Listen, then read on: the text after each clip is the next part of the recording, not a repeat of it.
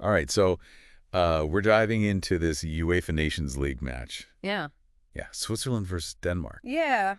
And It's a good one. it is. It's a good one that you brought to us. Yeah, it's There's a lot. got a lot more to it, I think, than meets the eye. Yeah, there's some history, there's some drama, and there are definitely some big question marks hanging over this one. Yeah, the interesting thing here is that they're both coming off of losses in Group 4 of League A, Right. but that's kind of where the similarities end. Okay. Switzerland had this inspiring Euro 2024 run, Yeah. but they seem to be struggling a bit now. And Denmark, despite having a recent coaching change, are kind of holding their own. Right. So this match could be a real turning point, I think, for both of them. It's true. Someone hit the reset button on Switzerland after the Euros. Yeah. I mean, they went from this Cinderella story in the quarterfinals to bottom of the table like that. It's crazy. Yeah. What is the deal with this slump? I mean, they were amazing defensively in the Euros. I know. And now they're just letting goals in left and right. It's a head scratcher for sure. Yeah. 8 goals conceded Yeah. in just 3 group stage matches. Yeah. That is a far cry from how they were playing in the Euros. Totally. You know, you have to think that maybe opponents have figured them out Okay. or the pressure's getting to them. Right. I don't know what it is. Yeah. But they need to figure it out, and they need to figure it out fast. Yeah. Because Denmark is right there. Yeah. Speaking of, they've had Switzerland's number for a while. They have. That's an understatement. Yeah. 7 encounters in a row, Oh, unbeaten against Switzerland.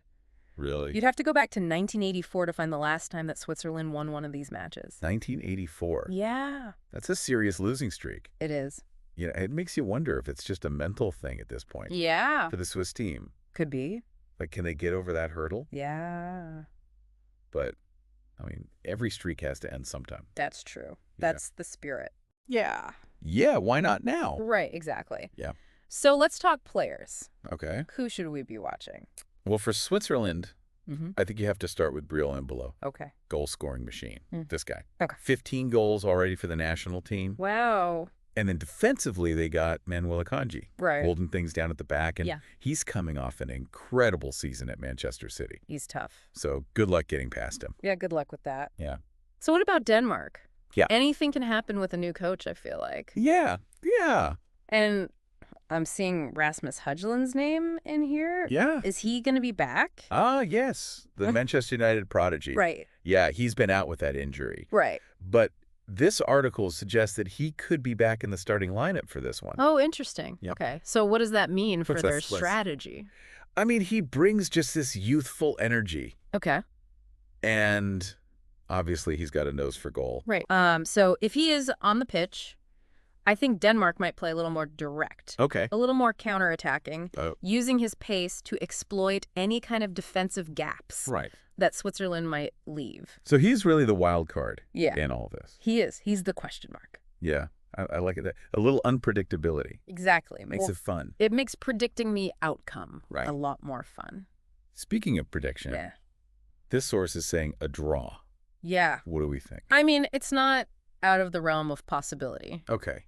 You know, both these teams desperately need a win. Right. And I think when you have that much pressure, Yeah. it can lead to these really tense tactical matches where neither side wants to make a mistake. Right. So a stalemate. I mean, Yeah. would that be more painful for Switzerland, though, It could be, yeah. in the long run? Especially where they are in the group. Yeah. I mean, every point is crucial for them right now. Right. A loss here puts them that much closer to relegation. And we know what that means. Yeah. Dropping down to League B. Right. All those consequences. It's a whole, a ripple effect. Everything know- from future tournament seeding to, just team morale. It's The whole thing. Yeah. It really is like this big Yeah. interconnected web of consequences. It is, exactly. This match is about a lot more than these 90 minutes. Right. It's about positioning and all that Absolutely. in the grand scheme. Okay. So let's get a little bit into the tactics then, Yeah. because this article is hinting that there might be some lineup changes Yeah. for Denmark. Potentially. What are we thinking? Well, besides Højlund possibly returning, who we already talked about, Yeah. there's talk of Yusuf Poulsen maybe joining the attack. Okay. And he's another, really experienced striker. Yeah. He's got 14 goals for Denmark already. Well, bringing him in would add, I think, some experience and some real firepower. So they might be shaking things up on offense, but what about their defense? Yeah. How do they usually line up against a team like Switzerland? Well, Because Switzerland, despite their struggles, can still be dangerous. for sure, this source seems to think that Denmark are probably going to stick with their 4-3-3, Okay. which, is a solid formation. Yeah. It's balanced. Balanced. So, that probably means a pretty tight back four, Right. anchored by, their captain, Simon Kjaer. Right. Simon Kjaer, Yeah. the Rocks. He's been there. He's a leader. Done that. Yeah. And, his tactical awareness and experience are going to be so important in a match like this, For sure. especially against a team like Switzerland, Right. who, even when they're not playing well, Right. they've got players that can punish you Yeah. if you make even the smallest mistake. Yeah. Embolo can just They did. create something out of nothing. Yeah. It's scary. That's what makes it such a great match, Well. because you have this kind of weight of history Right. and then this tactical chess match happening on the field. Yeah. And you can't forget how Switzerland played in Euro 2024. That's right. I mean, That it was was, something else. who could have predicted Yeah. that upset against France Nobody. in the round of 16? I Unbelievable. mean, denying Mbappe Yeah. from the penalty spot. Come on. I mean, that was incredible. I know. And they just had this resilience Yeah. about them. This never say die attitude. Yeah. So can they capture that again That's the million-dollar question. against Denmark?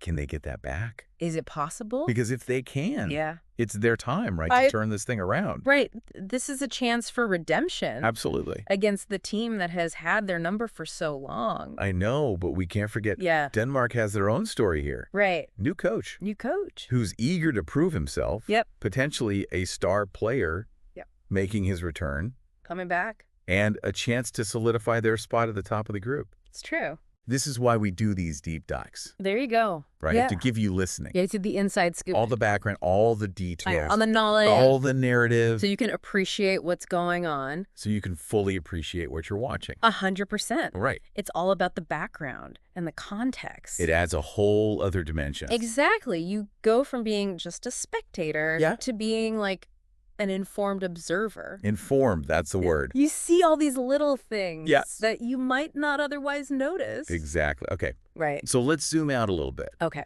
Bigger picture here. Yeah. This match has implications beyond just these two teams. Oh, for sure. Right. This is part of the larger UEFA Nations League ecosystem. Right. It affects everything. It all matters. It affects the standings, and then that affects the rankings Exactly. and future tournaments. Yep.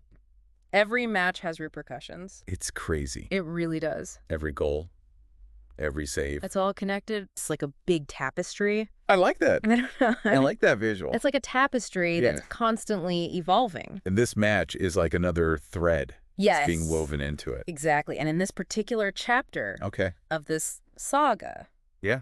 Denmark has a lot to gain. You do. A win for them would be huge. A win would be a significant step Yeah. towards securing that top spot in Group 4. So a win puts them in a good spot. But what about if Switzerland loses? Yeah. What happens to them? Well, it wouldn't automatically mean relegation, Okay.